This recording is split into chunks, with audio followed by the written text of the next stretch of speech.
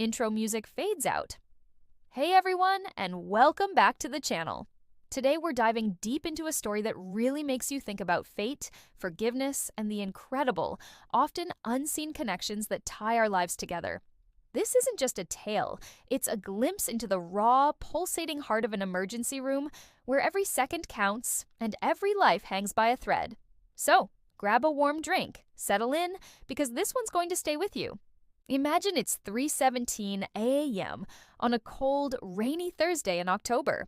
The world outside Mercy General Hospital is a blur of tapping rain, but inside it's a different kind of storm. The air hums with the sterile scent of antiseptic, mixed with exhaustion and that faint metallic tang that whispers of urgency. The emergency department is usually a controlled chaos, but right now it's a quiet tension, a held breath.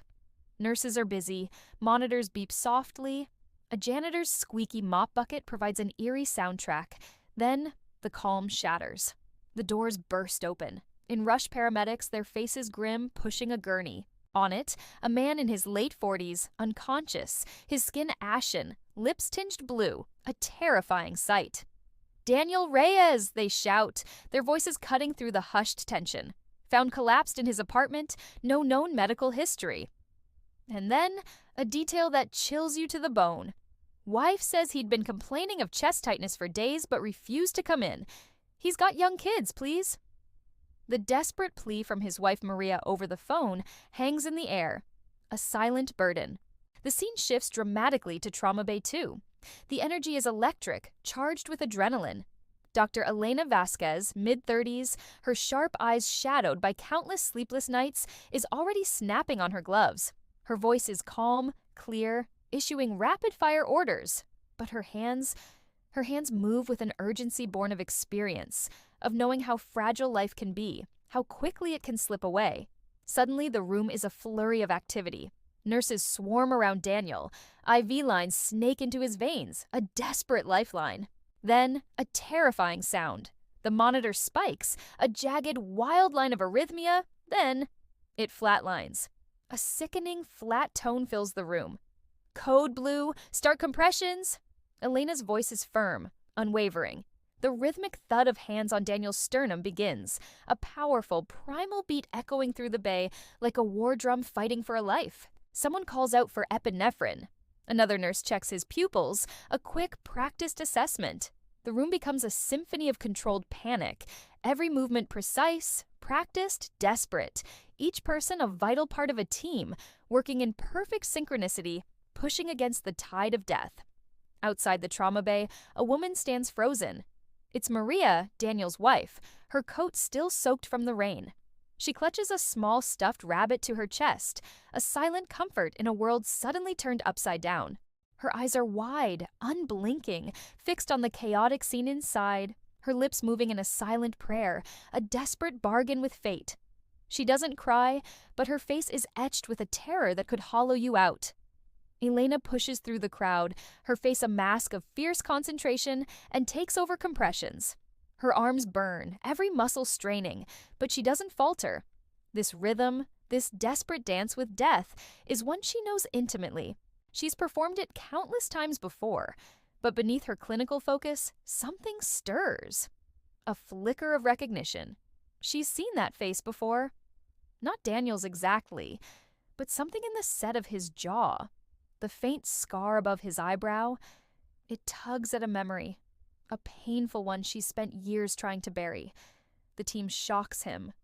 Once, nothing. Again, still nothing. On the third try, after what feels like an eternity, the monitor flickers. A weak, thready pulse returns. A collective, quiet exhale ripples through the room, a moment of shared relief that quickly dissipates. But Elena doesn't relax. She watches Daniel's chest rise and fall, shallow and uneven, and feels the weight of a different kind of emergency pressing in on her. A personal one. Hours crawl by. Eventually, Daniel is stable, moved to the ICU. Tubes snake from his mouth, machines breathe for him, keeping him tethered to life. Maria sits beside him, holding his hand, her anchor in a world that still feels like it's drowning. Elena checks in quietly, providing updates on his vitals, his prognosis, the next steps. Maria, finally allowing the tears to fall, thanks her, her voice choked with emotion. But as Elena turns to leave, Maria's voice stops her, soft but clear. "You look familiar," she says. "Have we met before?" Elena freezes, a moment of hesitation. "I don't think so," she replies, but she knows. Oh, she knows. 10 years ago, before medical school, before the grueling residency, before she painstakingly stitched herself back together after the devastating accident that claimed her younger brother's life, Elena worked nights at a diner. It was a greasy spoon near the old train yard. And Daniel Reyes, the man whose life she just fought so desperately to save, was a quiet mechanic who always left generous tips, always avoiding eye contact. And then the memory rushes back, sharp and painful, that rain-slicked night. Daniel swerving his truck to avoid hitting a kid on a bike. And then the horrible sound of metal on metal as he clipped another car, the car her brother was in. She never told anyone she recognized him that night, never filed a report. The police ruled it an accident. No fault, just bad luck and wet roads. But she saw the guilt in his eyes that night, the moment he stepped out of his truck.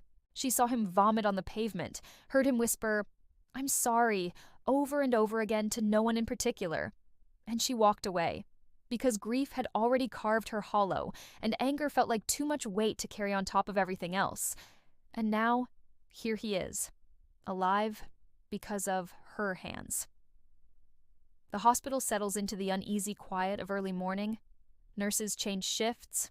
The cycle continues. A security guard makes his rounds. A quiet sentinel.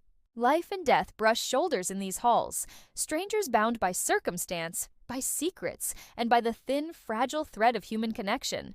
Down in the basement morgue, a body awaits identification, unclaimed, unknown, found under a bridge. Upstairs, in pediatrics, a little girl with leukemia laughs at a cartoon on a tablet, blissfully unaware that her donor match fell through yesterday.